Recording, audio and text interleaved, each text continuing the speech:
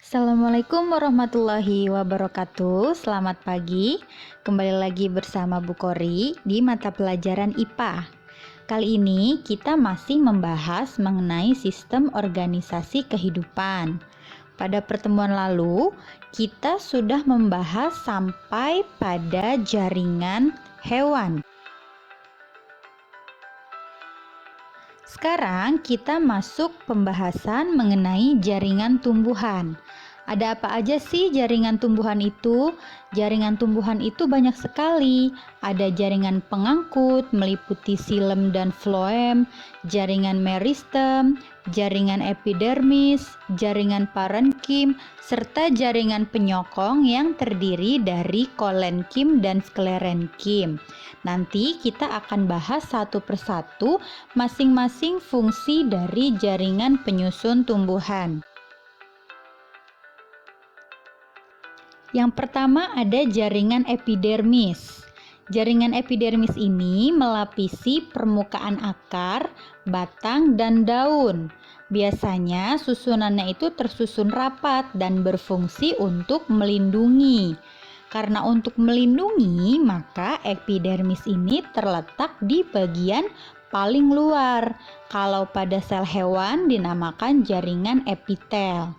Yang kedua, ada jaringan meristem.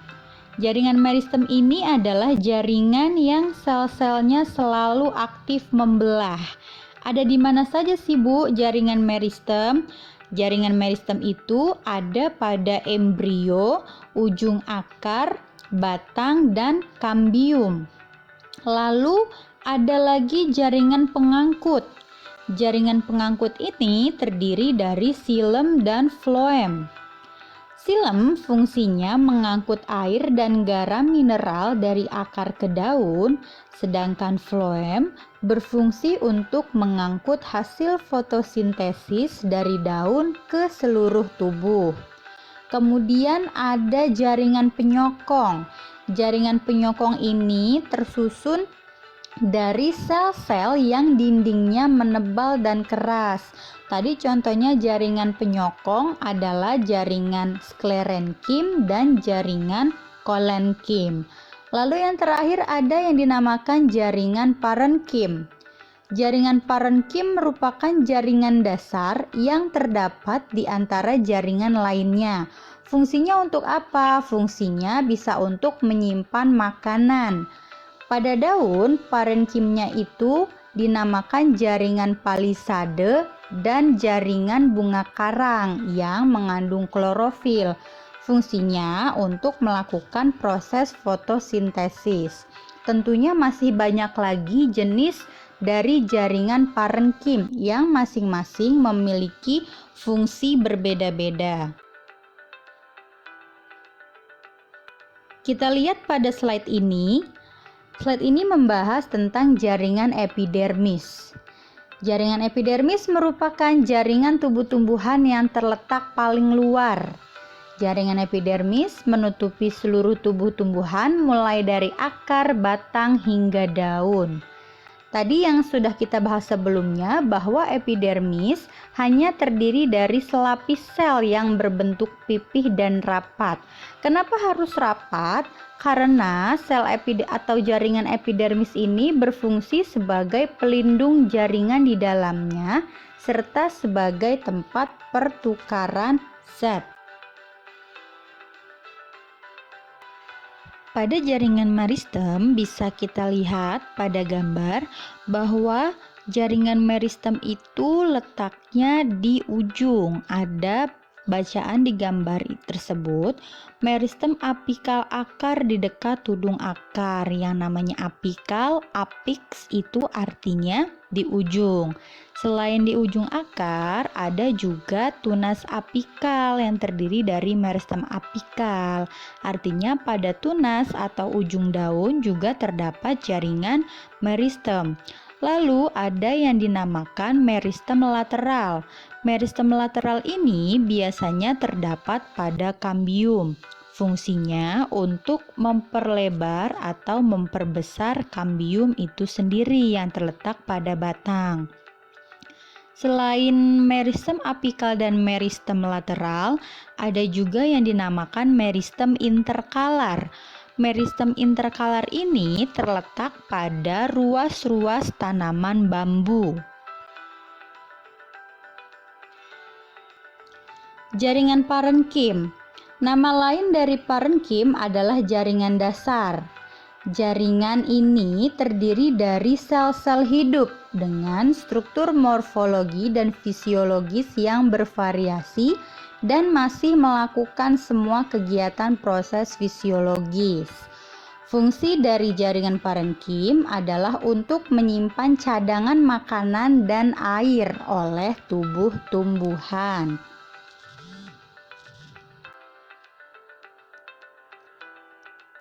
Lalu ada jaringan penyokong. Jaringan penyokong merupakan jaringan yang memiliki dinding yang tebal untuk menunjang tubuh tumbuhan agar dapat berdiri dengan kokoh. Jaringan penyokong terdiri dari kolenkim dan sklerenkim.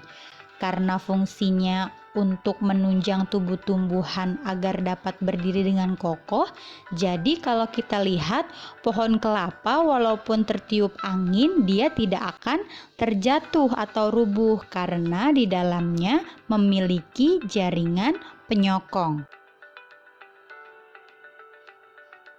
Adapun persamaan antara jaringan kolenkim dan sklerenkim dapat dilihat dari fungsi utamanya, yaitu yang pertama, melindungi biji atau embrio, yang kedua, menguatkan tegaknya batang dan daun, yang ketiga, keduanya itu terjadi penebalan, yang keempat, melindungi berkas pengangkut, dan yang kelima, memperkuat jaringan parenkim untuk menyimpan udara.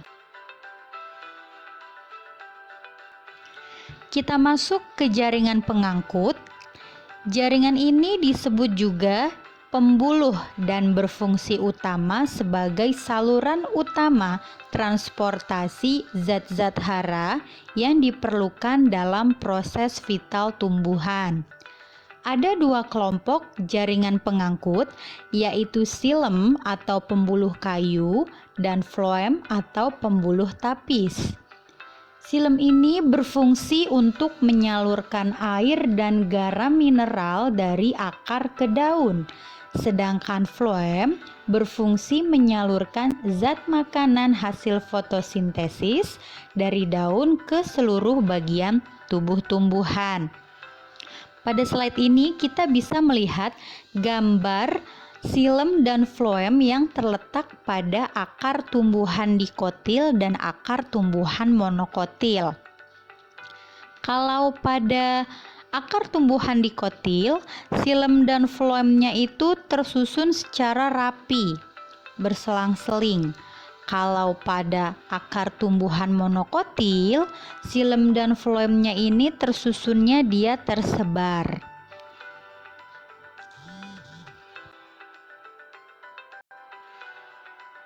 Setelah membahas jaringan, kita lanjut membahas tentang organ. Organ merupakan kumpulan dari beberapa jaringan untuk melaksanakan fungsi tertentu. Organ pada tumbuhan itu meliputi akar, batang, daun, bunga, dan buah, sedangkan organ pada hewan dan manusia terdiri dari jantung, paru-paru, usus, ginjal, mata, dan masih banyak lagi yang lainnya. Nah, pada slide ini kita bisa lihat contoh organ yang ada pada tubuh hewan maupun manusia. Di sini ada organ jantung, kemudian ada organ otak manusia, ada usus besar, dan ada paru-paru.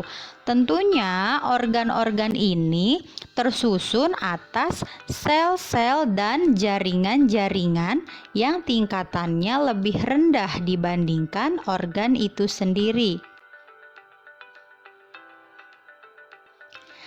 Nah, contohnya pada organ jantung yang bisa kita lihat pada slide ini, Di sini kalau bicara tentang organ jantung itu tersusun dari berbagai kumpulan jaringan. Ada jaringan apa saja? Ada jaringan saraf, ada jaringan otot yang menyusun otot jantung, lalu ada jaringan penyokong atau jaringan ikat. Terus dari jaringan itu tersusun dari apa lagi sebelumnya? Nah, jaringan itu tersusun dari sel-sel. Berarti tadi jaringan saraf itu tersusun dari sel saraf, jaringan otot tersusun dari sel otot, dan jaringan ikat tersusun dari sel-sel penghubung jaringan ikat. Sampai sini paham ya? Kalau tadi contoh organ pada hewan atau manusia, sekarang kita bisa lihat juga organ pada tumbuhan. Organ pada tumbuhan juga kita bisa amati mulai dari akar, batang, daun, bunga, buah, sampai biji. Yang masing-masingnya organ-organ tersebut memiliki fungsi tertentu yang nanti bisa kalian cari atau kalian dalami lagi apa saja sih fungsi dari organ-organ pada tumbuhan. Nah, setelah kita mengetahui berbagai macam organ pada hewan, tumbuhan maupun manusia, lanjut lagi ke tingkat yang lebih tinggi dari organ, yaitu sistem organ. Sistem organ merupakan kerjasama berbagai organ untuk mendukung satu fungsi di dalam tubuh. Contohnya apa? Contohnya ada sistem pernapasan atau respirasi, sistem pencernaan atau digestif, dan sistem peredaran darah atau transportasi. Dan tentunya masih banyak lagi sistem-sistem yang lainnya yang menyusun di dalam tubuh suatu makhluk hidup. Nah, namanya sistem organ itu karena saling harus membantu dan mendukung. Apabila salah satu organnya itu rusak, maka sistem organ tersebut tidak dapat berfungsi dengan baik dan tidak dapat menjalankan fungsinya di dalam tubuh. Di sini juga bisa kalian amati tentang beberapa contoh dari sistem organ yang ada pada tubuh manusia. Ada sistem peredaran darah, ada sistem pernapasan, dan ada sistem pencernaan. Kita lihat contoh pada sistem pencernaan. Sistem pencernaan itu terdiri dari beberapa organ penyusun, mulai dari mulut, masuk ke kerongkongan, lalu ke lambung, ke usus halus, ke usus besar, ke rektum, hingga ke anus. Ada lagi misalnya sistem peredaran darah. Yang paling utama dari sistem peredaran darah adalah organ jantung. Selain organ jantung, juga ada pembuluh darah. Nantinya pembuluh darah itu akan mengalirkan darah yang kaya akan oksigen ke seluruh tubuh manusia.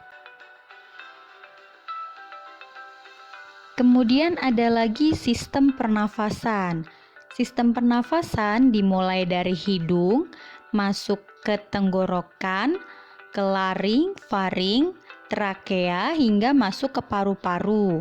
Nah, di paru-paru terdapat bronkus, kemudian cabang dari bronkus, kemudian ada bronkiolus, lalu ada alveolus, di mana di dalam alveolus terjadi proses pertukaran udara antara CO2 dan O2.